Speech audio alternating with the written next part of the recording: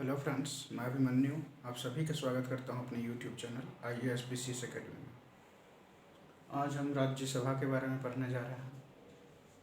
राज्यसभा जो है वह ऊपरी सदन कहा जाता है और लोकसभा को निम्न सदन। और राज्यसभा में जो इलेक्शन होता है वह अन्य भिन्न प्रकार से होता है, यानी कि अप्रत्यक्ष रूप से। जैसे लोकसभा का इलेक्शन होता है प्रत्यक्ष रूप से, उसमें 18 साल से उम्र से जिनका उम्र अधिक है उनके पास वोटर आई कार्ड बनाना होता है और फिर वह मतदान में भाग ले सकते हैं। परंतु राज्यसभा के इलेक्शन में ऐसा नहीं है। राज्यसभा में इनडायरेक्ट इलेक्शन होता है, जो कि जिस प्रतिनिधि को हमने चुनकर भेजा होता है उस प्रतिनिधि के द्वारा राज्यसभा के मेंबर को चुना जाता है। इसके अलावा और भी बहुत सारे तथ्य हैं जिस पर हम आज चर्चा करने वाले हैं, तो आइए हम उस पर चर्चा करते हैं। तो राज्यसभा जो है,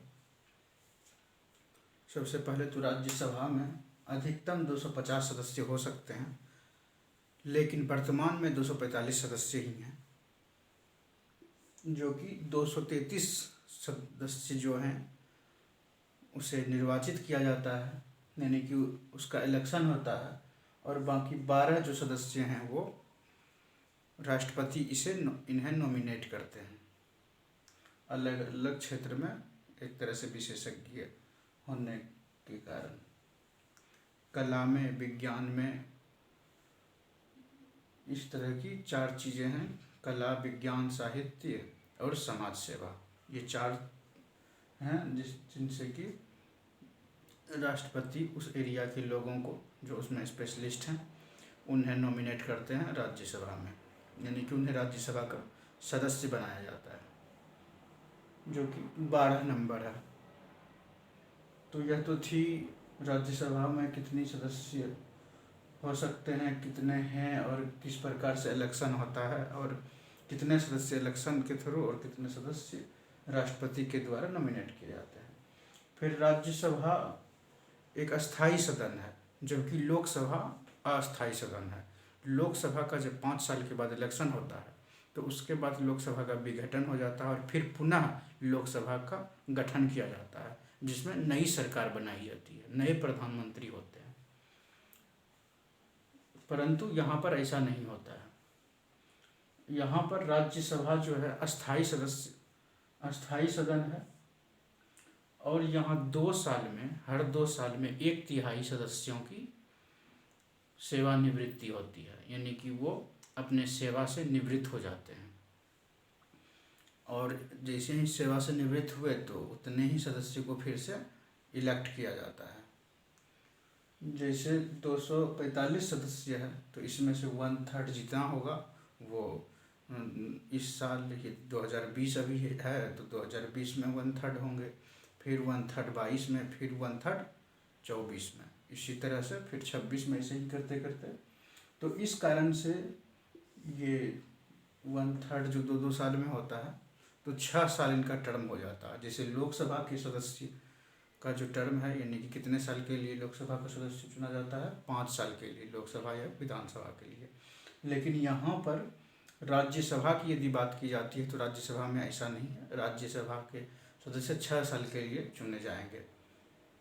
वैसे 6 साल लिखा हुआ नहीं है हमारे संविधान में, ये लिखा हुआ है 1/3, तो इस कारण से कैलकुलेट करके 6 साल निकाला गया है। तो यह सेवानिवृत्ति हुई। राज्यसभा के जो सदस्य होते हैं वह किस प्रकार से सेवानिवृत्त होते हैं और किस प्रकार से फिर से इलेक्ट होते हैं। और राज्यसभा की जो सदस्य हैं उनका जो इलेक्शन होता है वह एकल संक्रमणीय अनुपातिक पद्धति के द्वारा होता है। और फिर उपराष्ट्रपति जो होते हैं वह उपराष्ट्रपति जो होते हैं राज्यसभा के पदेन सभापति होते हैं, एक्स ऑफिशियो चेयरपर्सन, यानी कि कोई भी व्यक्ति यदि उपराष्ट्रपति बनते हैं तो वे स्वतः, यानी कि खुद ब खुद राज्यसभा के सभापति बन जाते हैं। और ये उपराष्ट्रपति जो होते हैं, उपराष्ट्रपति को जो वेतन दिया जाता है वह वेतन उपराष्ट्रपति के रूप में नहीं दिया जाता है, बल्कि राज्यसभा के सभापति के तौर पर दिया जाता है। और फिर यदि राज्यसभा के सभापति जो कि उपराष्ट्रपति होते हैं, यदि वो किसी कारणवश जिस समय सभा चल रही हो वो अनुपस्थित हैं, तो फिर क्या होगा, कौन उसकी राज्यसभा की अध्यक्षता करेगा? तो जो उपसभापति होते हैं, जैसे ये सभापति हुए, इसके अलावा और भी उपसभापति होते हैं, वो उसकी यानी कि राज्यसभा की एक तरह से मतलब जब राज्यसभा चल रहा होता है तो वो उसकी अध्यक्षता करते हैं।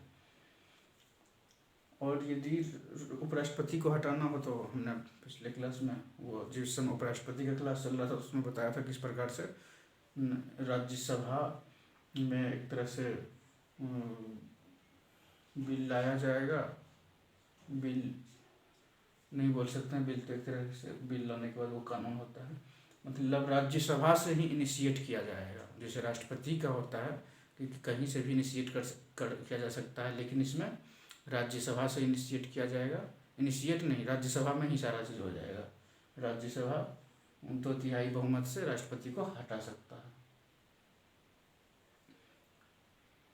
सॉरी 2/3 बहुमत नहीं, सामान्य बहुमत से हटाया जा सकता है उपराष्ट्रपति को। फिर राज्यसभा का गठन, पहले राज्यसभा का गठन कब किया गया? जब भारत आज़ाद हुआ, फिर उसके बाद संविधान बना, फिर संविधान लागू हुआ 26 जनवरी 1950 को। फिर 26 जनवरी 1950 के बाद फिर इलेक्शन हुआ था 1952 में, और राज्यसभा जो बना वह भी 1952 में ही बना था। पहले यानी कि राज्यसभा का जो गठन हुआ था, पहले राज्यसभा का, जो कि 3 अप्रैल 1952 को गठन हुआ था, और इसकी पहली बैठक जो हुई थी 13 मई 1952 को हुई थी। यह महत्वपूर्ण तथ्य है जो कि याद रखने योग्य है। यह एग्जाम में पूछा जा सकता है और बहुत बार पूछा भी गया है। फिर योग्यता की यदि बात की जाए तो योग्यता में लोकसभा के सदस्य हों या राज्यसभा के सदस्य हों, दोनों में लगभग समान योग्यताएं होती है, यानी कि योग्यताएं होनी चाहिए। कुछ डिफरेंस है, जैसे ये 30 वर्ष उम्र है, लोकसभा में 25 और राज्यसभा में 30। उसके अलावा बाकी सभी, वो भारत के नागरिक होना चाहिए, वो किसी लाभ के पद पर ना हो, सरकारी लाभ के पद पर। फिर उसके बाद वह बैंकरप्ट ना हो, पागल ना हो, दिवालिया ना हो, इस तरह की बहुत सारी योग्यताएं होनी चाहिए, तभी वह ये राज्यसभा का मेंबर बन सकता है। फिर उसके बाद यदि बात की जाए तो सबसे अधिक राज्यसभा के सदस्य कहाँ होते हैं, यानी कि राज्यसभा की सीट सबसे अधिक कहाँ है? उत्तर प्रदेश में है। इसी प्रकार से सबसे अधिक लोकसभा की सीट भी उत्तर प्रदेश में है, जो कि 80 है, और राज्यसभा की 31 है। फिर सबसे कम कहाँ है? सबसे कम राज्यसभा की सीट एक सीट है नॉर्थ ईस्ट स्टेट में, यानी कि नॉर्थ ईस्ट नॉर्थ ईस्ट है, जिसमें कि 7 स्टेट हैं छोटे छोटे, जो कि ये आसाम के आसपास बहुत सारे स्टेट हैं। आसाम को छोड़ के बाकी जितने 7 नॉर्थ ईस्ट के स्टेट हैं, सिक्किम है, उसके बाद मेघालय, मिजोरम, अरुणाचल प्रदेश, त्रिपुरा, ये सब जितने भी हैं सभी में सिर्फ एक राज्यसभा के सीट हैं, जो कि यानी कि एक लोग वहाँ से सिर्फ चुन के आते हैं राज्यसभा के लिए।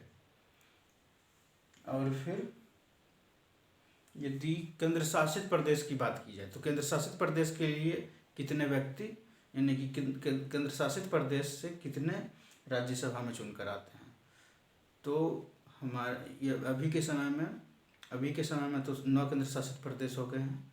यदि 7 की बात की जाए, पहले के समय में जो 7 थे उसमें से सिर्फ दिल्ली और पुडुचेरी, इन दोनों जगह से ये राज्यसभा के लिए मेंबर चुने जाते थे। दिल्ली के लिए 3 और पुडुचेरी के लिए 1, यानी कि दिल्ली से 3 लोग चुनकर आते थे राज्यसभा में और पुडुचेरी से 1। और इस दोनों में एक और कॉमन बात है, दिल्ली और पुडुचेरी में, दिल्ली में भी विधानसभा है और पुडुचेरी में भी। ये नॉर्थ ईस्ट में सबसे कम हुआ। फिर धन विधेयक के संबंध में राज्यसभा को सिर्फ सिफारिश करने का अधिकार है। धन विधेयक जो है, इस धन विधेयक एक ऐसा विधेयक होता है जिसमें कि धन से संबंधित यानी कि कुछ ऐसे बिल होते हैं जो लोकसभा में यानी कि जनता की जो सभा है, जनता के द्वारा डायरेक्ट जो इलेक्ट होकर मेंबर आए हैं उनके द्वारा किया जाता है, क्योंकि इसमें धन विधेयक में पैसे से संबंधित बात होती है, टैक्स से संबंधित बात होती है, और पैसे और टैक्स वगैरह कहाँ से आते हैं, जनता से आते हैं। तो इसलिए लोकसभा को ही सारा अधिकार है धन विधेयक से संबंधित। तो इसमें राज्यसभा को क्या अधिकार है? इसमें राज्यसभा को कुछ विशेष अधिकार नहीं है। राज्यसभा सिर्फ इसमें सिफारिश कर सकता है, और यदि राज्यसभा को लगता है कि इस बिल में कुछ प्रॉब्लम है तो सिफारिश कर सकता है कि इस बिल में बदलाव किया जाना चाहिए, क्या बदलाव किया जाना चाहिए या नहीं किया जाना चाहिए, और उसके बाद फिर लोकसभा को वापस भेज दिया जाता है। सबसे पहले तो लोकसभा में धन विधेयक रखा जाएगा, फिर लोकसभा में जब पास हो जाता है धन विधेयक तो राज्यसभा में चला जाता है। फिर राज्यसभा में फिर यदि यहाँ पर चर्चा होती है और देखा जाता है कि यदि इसमें कुछ सिफारिश करना चाहिए तो सिफारिश किया जाता है, और फिर लोकसभा में भेज दिया जाता है, और लोकसभा फिर से पास करके फिर वापस राज्यसभा में भेज दिया जाता है। और फिर दोबारा यदि 14 दिन के अंदर आप नहीं भेजते हैं पास करके तो वह बिल जो है धन विधेयक खुद ब खुद पास माना जाएगा। तो इस कारण से ये धन विधेयक से संबंधित जो अधिकार हैं राज्यसभा के पास सीमित अधिकार हैं, सिर्फ एक तरह से उस पर सुझाव देने का अधिकार है, और बाकी जो दूसरे विधेयक हैं उस पर ऐसा नहीं है। यदि कोई अन्य विधेयक है तो उस पर जितना अधिकार लोकसभा को है उतना ही अधिकार ये राज्यसभा को है। यदि कोई विधेयक लोकसभा पास करके राज्यसभा को भेजती है और राज्यसभा उसमें कुछ संशोधन करके फिर लोकसभा को भेजती है तो और फिर लोकसभा पास करके उसे भेज देती है बिना किसी संशोधन के मंजूरी के, तो फिर वह मतलब राज्यसभा वापस भेज सकती है। यानी कि राज्यसभा के बिना पास किए हुए कानून ये विधेयक कानून नहीं बन सकते, राज्यसभा को भी पास करना पड़ेगा। सिर्फ धन विधेयक के केस में ये कंडीशन है कि राज्यसभा इस पर कुछ नहीं कर सकती है, सिर्फ अपना विचार व्यक्त दे सकती है। लेकिन अन्य विधेयक पर राज्यसभा भी उतना ही इम्पोर्टेंट है जितना लोकसभा। यह तो विधेयक से संबंधित कुछ बातें थी। फिर अखिल भारतीय सेवाओं का यदि सृजन किया जाए यानी कि निर्माण किया जाए तो उसके लिए कौन इनिशिएट करता है? इनिशिएट ही नहीं करता है बल्कि इसी का काम है, राज्यसभा का ही काम है अखिल भारतीय सेवाओं, नए अखिल भारतीय सेवाओं का निर्माण करना। जैसे अभी के समय में यदि बात की जाए तो अभी के समय में 3 Akhil Bharatiya all India services हैं, IAS, IPS, IFS। IFS जो है इंडियन फॉरेन सर्विस नहीं है, इंडियन फॉरेस्ट सर्विस है, भारतीय वन सेवा। तो अखिल भारतीय सेवा जो है सेवाओं का यदि सृजन करना हो तो राज्यसभा से ही होता है। उसके लिए राज्यसभा को मतलब राज्यसभा जो है वह बहुमत से एक बिल पारित करेगी जिससे कि वह यह सिर्फ मतलब नया जो होगा अखिल भारतीय सेवा बन जाएगा। फिर यदि राज्य सूची में किसी प्रकार किसी विषय को लेकर राष्ट्रीय महत्व का विषय घोषित करना है, राज्य सूची जिसे सूची 3 सूची बनाया गया है हमारे संविधान में, जो कि एक राज्य सूची है, सबसे पहले तो केंद्र सूची है, फिर दूसरा राज्य सूची, तीसरा समवर्ती सूची। केंद्र सूची जिस पर कि केंद्र का ये कानून बना सके वह केंद्र सूची के अंदर आता है, जो कि सबसे ज़्यादा इस सूची में सबसे ज़्यादा कार्य हैं। फिर राज्य सूची आता है जो कि जिस पर राज्य कानून बना सके। फिर समवर्ती सूची में वैसे कानून होते हैं यानी कि समवर्ती सूची राज्य और केंद्र दोनों बना सकता है, लेकिन इसमें कंडीशन है कि जो पहले बना ले वह यदि केंद्र पहले बना ले तो वही लागू होगा, राज्य से यदि केंद्र पहले बना ले। यानी कि केंद्र का जो यदि समवर्ती सूची पर केंद्र बनाती है तो केंद्र का ही जो कानून होगा मान्य होगा। तो इसमें राज्य सूची का यदि कोई विषय है जो कि लग रहा हो राज्यसभा को कि यह राष्ट्रीय महत्व का है, यानी कि नेशनल लेवल का है, यह किसी एक राज्य का नहीं है मामला, पूरे देश का मामला लगभग है, तो उस सिचुएशन में क्या कर सकता है ये राज्यसभा, उससे राष्ट्रीय महत्व का घोषित कर सकता है। और यह भी बहुमत से, एक तरह से बहुमत 2/3 बहुमत से पास करना पड़ता है, कानून जैसे पास किया जाता है उस तरह से। तो यह राज्यसभा थी। इसके अलावा और भी कुछ तथ्य हैं, जैसे राज्यसभा में सबसे पहले 250 हमने सदस्य देखा और 245 अभी के समय में है, और जिसमें 233 + 12 हैं, तो 233 इलेक्ट होकर और 12 नॉमिनेट होकर आते हैं। इसके अलावा ये राज्यसभा एक स्थायी सदन होता है, राज्यसभा एक स्थायी सदन होता है। यह जैसे राज्यसभा है कहाँ से लिया गया है, जिस पिछले क्लास में हमने देखा था लोकसभा जो है, लोकसभा ब्रिटेन से लिया गया है, उसी तरह से राज्यसभा भी ब्रिटेन से ही लिया गया है। हाउस ऑफ कॉमन्स और हाउस ऑफ लॉर्ड्स जो ब्रिटेन में है, तो ये हाउस ऑफ लॉर्ड्स है, लेकिन यहाँ पर वहाँ पर एक तरह से राजतंत्र अभी भी है, लेकिन भारत में राजतंत्र नहीं है, तो इसलिए इसके मेंबर जो होते हैं चुन कर आते हैं। ये एक बात है। तो आज की क्लास कैसी लगी कमेंट करके अवश्य बताएं। Thank you.